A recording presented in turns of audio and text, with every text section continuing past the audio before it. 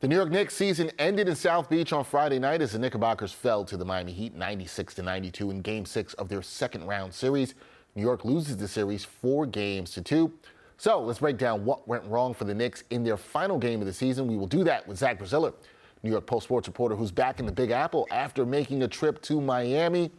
Zach, when you look at Game 6, Jalen Brunson, despite a late turnover that sealed the game for the Heat, was great again, scoring 41 points in an elimination game. However, Brunson didn't get much offensive help. Was the Knicks' failure to help their star point guard the reason that their season is over? It was the reason they lost Game 6, obviously. I mean, players other than Brunson were 13 of 49 from the field. But to me, it's not why they lost this series. The Heat were the better team throughout the 6 games. I don't think there's any question about that. Brunson was the best player in the series, but the Heat had the next two best players. Jimmy Butler was obviously terrific. The Knicks really had no answer for Bam Adebayo the whole series. He absolutely killed them in the 3 games in Miami. He was terrific last night. And then you also have to factor in, injuries. Look, if Julius Randle plays Game 1, do the Knicks win Game 1? Very possibly they do. If Emmanuel quickly is healthy, how does that change Game 4 and Game 6? Specifically last night, I thought they really missed quickly. Second quarter, when they went to their second unit and they took Brunson out for a few minutes, the Knicks fell apart. No quickly there, really hurt. So, yes, Game 6 they lost because everyone else didn't really show up offensively. But I don't think you could ever point to one game as the reason you lose a series. They lost this series because the Heat were the better team. And, look, the Knicks' depth wasn't nearly as good in this series as it was all year long and against the Cavs.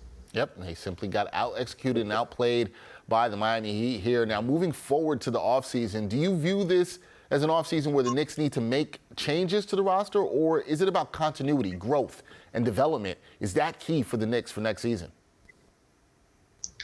I think there's a sweet spot here between not wanting to get stale, but also not wanting to jump off too many conclusions after this series. Knicks have to be careful. 2 years ago, they basically ran back the same team except for Kemba Walker and Evan Fournier, and they took a mammoth step back. Now, this team is clearly much better. They're younger. They have guys who are going to get better, but the Knicks also need to improve. They clearly need more shooting. I don't think there's any question about that. We saw that this series. I expect them to bring back Josh Hart. They're going to try to lock up Emmanuel quickly, which I think is the right thing to do.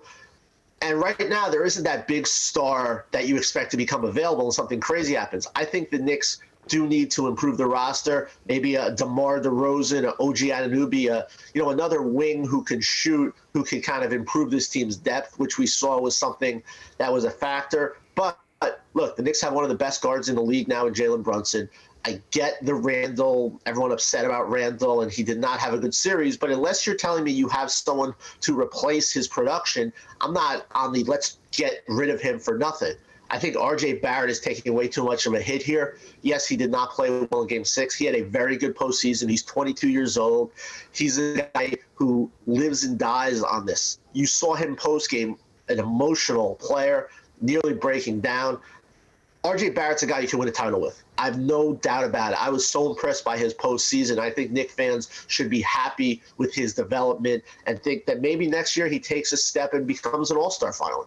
Yeah, I think there's some encouraging things you saw with R.J. Barrett in this postseason for sure. Now, the Knicks, when you look at the season as a whole, Zach, they won 10 more games than they did the previous season. They made it to the conference semifinals. How do you assess this season for the Knicks? And are you encouraged about next season and beyond for this Knickerbocker team? Look, I think this is the best spot the Knicks have been in a very, very long time. They're young. They have tons of assets. They have young players that have improved their value.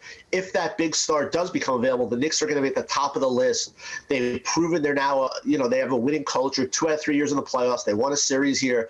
I think this was a fantastic season. Look, the Knicks on paper were supposed to be a play-in team. Nobody thought they would even make the main draw of the playoffs. They were one of the last 7 teams standing.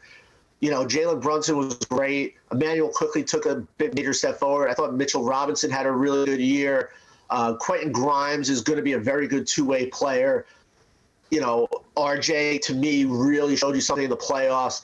I think if you're a Knicks fan, you have to be happy. Yes, you're disappointed you didn't win this series, which really was a winnable series.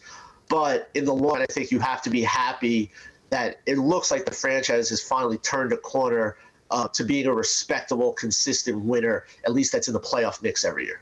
Knicks fans can only hope for that and hope for that future is bright going forward next season and beyond. That is Zach Braziller, who did a fantastic job. Got to give you the credit, Zach, covering the Knicks this season. I'm sure we'll talk a lot more. Draft lotteries Tuesday. Offseason's coming up. A lot to talk about the Knicks moving forward. I'm sure we will be in touch about that. Thank you for all your coverage. We appreciate you, man. Hey, my pleasure, man. Thanks for having me on all year. Anytime, man.